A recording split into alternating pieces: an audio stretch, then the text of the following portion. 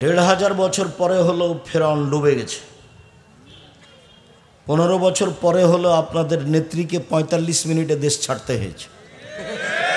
তাহলে ইসকন বলে কোনো কথা নাই। জুলুম করবে যারা তাদের ধ্বংস অনিবার্য হবেই। জুলুম করে ৫ মিনিট বেঁচে থাকার চেষ্টা করিও না। নরম হও, দুদিন বাঁচতে এসে কবে চলে যাব, নরম হয়ে চলে যায়, ফল ভালো হবে। মনে হচ্ছিল যে দেশের সব কিছু আওয়ামী লীগ, তবু ৪৫ মিনিট, তবুও ৪৫ মিনিট দেখে হিসাব করা উচিত, দেখে হিসাব করা উচিত মানুষের। গাজওয়াতুল হিন্দ যুদ্ধের সময় চলে এসেছে, আসতে পারে। হিন্দুস্তানে যুদ্ধ হবে। বাসর রাতে নামাজ ও নামাজে একামত দিতে হবে। জি না, ওটা নফল সালাত, ওতে একামত লাগে না। স্বামী স্ত্রী পড়বে, স্বামী আগে স্ত্রী পিছনে।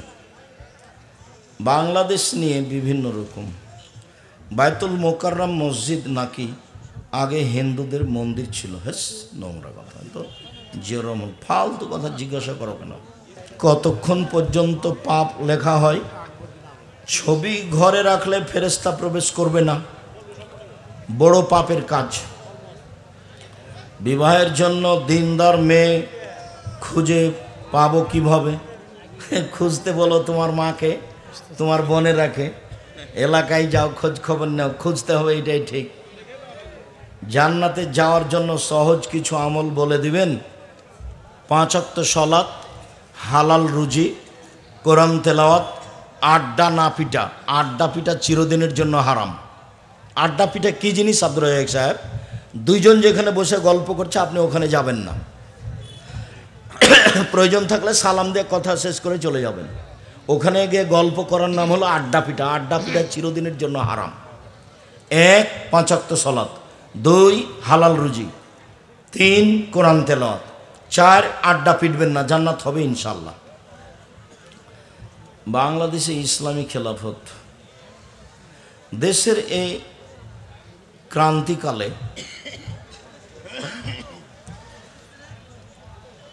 সব আলেম ওলামা ঐক্যবদ্ধ হয়ে, তাহলে যারা বৈঠক করছে তারা মাঝে মধ্যে বৈঠক করছে, আব্দুল্লাহ নিয়মিত সে বৈঠকে উপস্থিত হয়। এশার নামাজের পর সুন্নাত না পড়ে ভিতর ১ রেকাত পড়া যাবে কি? জি পড়েন, সুন্নাত পড়া ভালো, ভিতর পড়তেই হবে। ১ রেকাত পড়েন, ৩ রেকাত পড়েন, সব ৫ রেকাত পড়েন, সব বুখারী মুসলিমের হাদিস।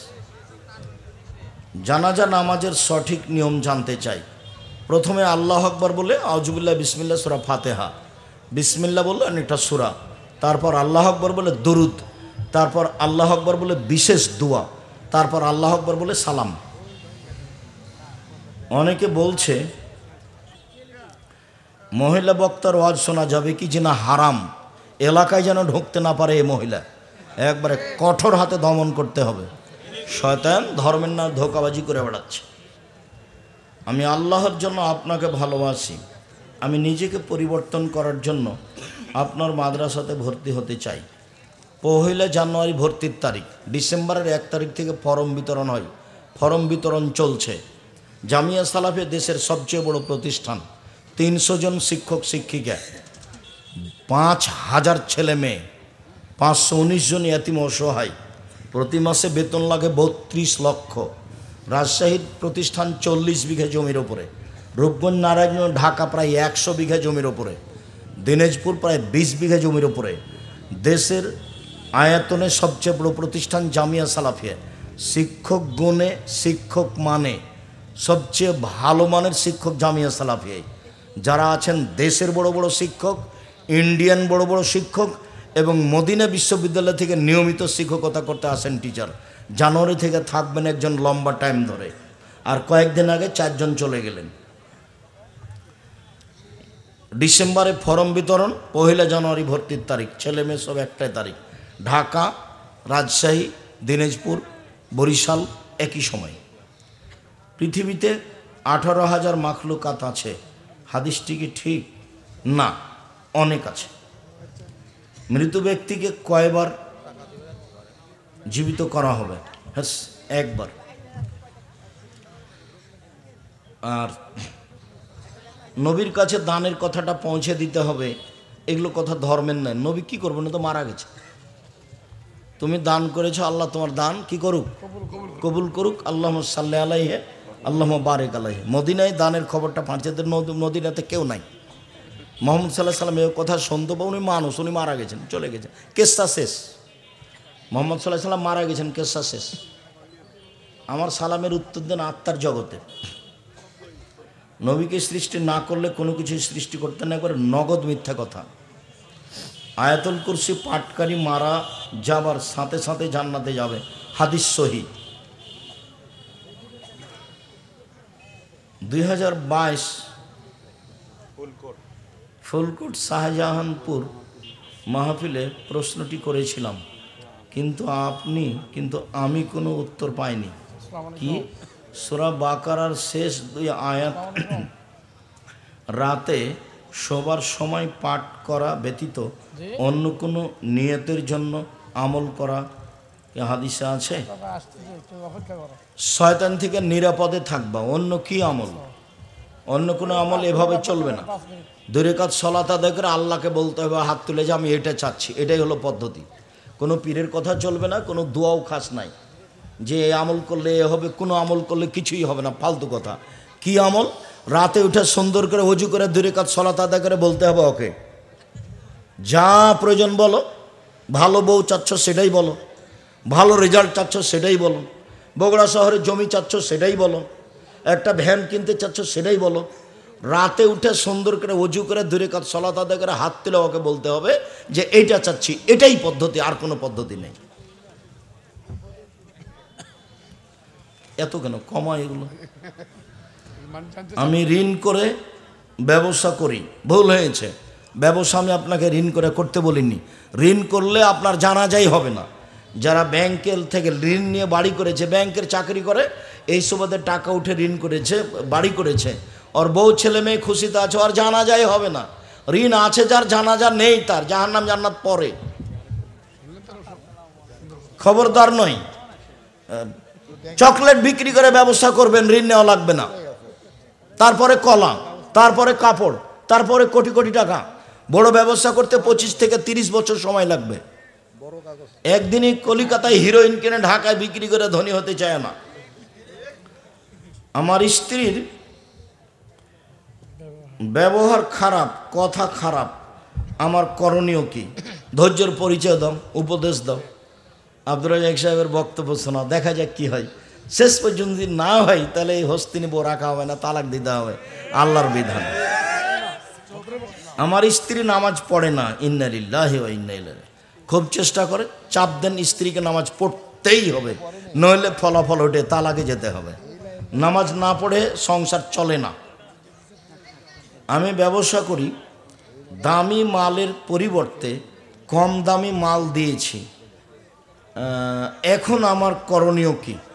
লোককে খুঁজে টাকা ফেরত দাও, নইলে ওই পরিমাণ টাকা দান করে দাও তার নামে। প্রতারণায় ব্যবসা করো না। এখন তার সময় নেই, আমি আর ওটা পছন্দ করছি না বেশি কথা বলা। উপার্জনের পথ 4টে। একটা হলো জমি চাষ, যেটা আল্লাহ নবী পছন্দ করেননি। একটা হলো দিন মজুরি করে খাওয়া, যেটা আল্লাহ রসুল পছন্দ করেছেন, তবে টাকা সন্ধ্যায় শেষ হবে। আর একটা হলো চাকুরি, এটাও দিন মজুরি, টাকা শেষ হয় 25 তারিখে, 5 তারিখ ধার কার্য করে চলে। তারপরে আর একটা পয়সা উপার্জনের পথ হলো ব্যবসা। তখন আল্লাহ নবী বললেন যে সত্যবাদী ব্যবসায়ীরা নবীদের সাথে জান্নাতে থাকবে। তাহলে এটা উপার্জনের সবচেয়ে ভালো পথ। আবার বললেন যে যদি ব্যবসাতে একটু কথাবার্তা মিথ্যা কসম টসম হয়ে যায়, তাহলে দান করে দাও, সেটা মিটে যাবে। তার মানে উপার্জনের এটা হলো সবচেয়ে ভালো পথ। বিদেশ যাওয়ার আগে সকল আত্মীয় স্বজনকে দাওয়াত করে খাওয়ানো যাবে কি? জি না, বিদেশ থেকে এসে খাওয়ানো যাবে। নবজাতকের মিষ্টি বিতরণ করা যাবে কি? জি না। নবজাতকের মুখ দেখে কি টাকা দেওয়া যাবে? জি না। এগুলো সব সংস্কার, নোংরা নীতি, কুসংস্কার। এগুলো এসব হিন্দুদের কাছ থেকে আসছে। মৃত্যুর আগে ও পরে মজলিসের আয়োজন করা যাবে কি? কাবিরা গুনাহ, হারাম। মরা মানুষের নামে মজলিস করা হারাম। যদি আপনাকে খাওয়ার দেয় দাওয়াত, তাহলে আপনি ওটা কুকুরকে ড্রেনে ফেলে দিবেন। ওটা শিরক। 40 দিনে যদি করে থাকে, 4 দিনে যদি করে থাকে। মানুষ মারা গেলে 2টা পথ, এক মুখে দোয়া, আল্লাহ আমার বাপকে মাফ করো। দুই হলো দান, এই যে হিফজখানা নিচে দান করেন, নাহলে ফকিরকে দেন। দানের সবচেয়ে ভালো পথ হলো পানির ব্যবস্থা করা, নলকূপ বসিয়ে দেওয়া মায়ের নামে বাপের নামে অসহায় পরিবারে। দ্বিতীয় ভালো পথ হলো কাপড়ের ব্যবস্থা করা, গ্রামে যারা অসহায় মহিলা পুরুষ আছে তাদের কাপড়ের ব্যবস্থা করে দেন। খাওয়ানো নয়, যেটা খাওয়ালেন সেটা হলো সাদাকা। তো যে খেতে এসেছে আপনার চাচাতো ভাই তো বৃত্তশালী শিল্পপতি, ও এসে মরা মানুষের নামে খাবে? ওটা হলো সাদকা, ওটা হলো মানুষের ময়লার গায়ের চেয়ে খারাপ, ওটা গায়ের ময়লার চেয়ে।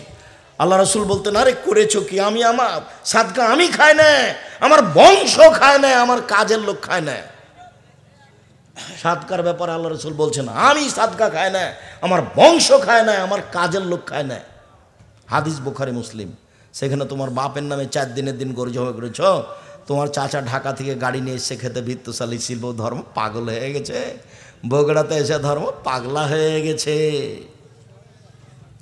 মৃত্যুর আগে ও পরে মজলিসের আয়োজন হারাম। সূরা আল ইমরানের প্রতিদিন কতটুকু তেলাওয়াত? সূরা আল ইমরানের রাতে উঠে যারা তাহাজ্জুদ পড়ে, রাতে উঠে ওই শেষ রুকুর প্রথম 5 আয়াত পড়বে বা শেষ রুকু পড়বে, তাছাড়া নয়। ফকির মিসকিনের জন্য রান্না করার খাবার কি বাড়ির সদস্যরা খেতে পারবে? জি না। সূরা সাজদা ও সূরা মুলক মাঝে মধ্যে ঘুমানোর আগে না পড়ে আসর বা মাগরিব সালাতের পরে পড়া যাবে কি? না, ওটা নিয়ম নয়, রাতেই পড়তে হবে। সূরা মুলক রাতে পড়লে কবরের শাস্তি হবে না। নিজের গ্রামে মহিলাদের জুমার সালাতের ব্যবস্থা না থাকলে অন্য গ্রামে গিয়ে সালাত পড়তে পারে? জি পারে। নাতিকে ভাই বলা যাবে? জি যাবে। ছেলে মেয়ের সন্তানকে নাতিকে ভাই বলা যাবে কি? যাবে। তবে ওভাবে মজাক করা যাবে না, তুই বিবাহ বুঝবি রে, তুই বিবাহ বুঝবি, নাতনিকে বলছে, এগুলো বলা যাবে না। কেন? মেয়ে যে মানের নাতনিও সেই মানের, দুজনের মান একই। ওর সাথে মেয়ের সাথে বাপের বিবাহ চলবে না, নাতনির সাথে নানার বিবাহ দাদার বিবাহ চলবে না, হারাম। ও দুইজন একই মাপের মানুষ। এখন এই দেশের প্রথা হয়ে গেছে, তাই মজাক করে, বলে দেখো তো পাত্রী পছন্দ হয় কিনা, বলছে নানাকে, বলছে দেখো তো পাত্রী পছন্দ হয়, সব মেয়েরা বলছে, ভাতিজিরা বলছে। জালসার খরচ বহনের জন্য মাইকের সাহায্যে রাস্তাঘাটে টাকা আদায় করা যাবে না, ওইসব ছোট কাজ। যারা প্রোগ্রাম করবেন তারা নিজেরা 10 জন মিলে টাকা পয়সা উঠিয়া করবেন, অত ছোট কাজ করবেন কেন? ধর্ম প্রচারে জান্নাতের রাত দিন নেই, আপনার আমার মতো নেই। জান্নাতে যেটা সুবিধা হবে সেটা আছে, এরকম সূর্য ডুববে উঠবে এরকম নয়। শুকরিয়া, জাযাকুমুল্লাহ খাইর। আল্লাহ আমাদের যারা মারা গেছে তুমি তাদের কবরের শাস্তি মাফ করো, আমরা যারা অসুস্থ তুমি তাদের আরোগ্য দান করো, আমরা যারা বেঁচে আছি তুমি তাদেরকে তোমার রাসূলের পদ্ধতি অনুযায়ী চলার তৌফিক দান করো, দেশে তুমি নিরাপত্তা দাও, তুমি সর্বশক্তিমান, তুমি আমাদের আহাল পরিবারকে নিয়ে ভালোভাবে থাকা খাওয়ার তৌফিক দান করো। তোমার দরবারে এই জলালো দাবি দাওয়া দোয়া রেখে সকলের কল্যাণ কামনা করে আজকের আলোচনা এখানে শেষ করলাম। সুবহানাকা আল্লাহুম্মা ওয়া বিহামদিকা আশহাদু আল্লা ইলাহা ইল্লা আনতা আস্তাগফিরুকা ওয়া আতুবু ইলাইক। আসসালামু আলাইকুম ওয়া রাহমাতুল্লাহ।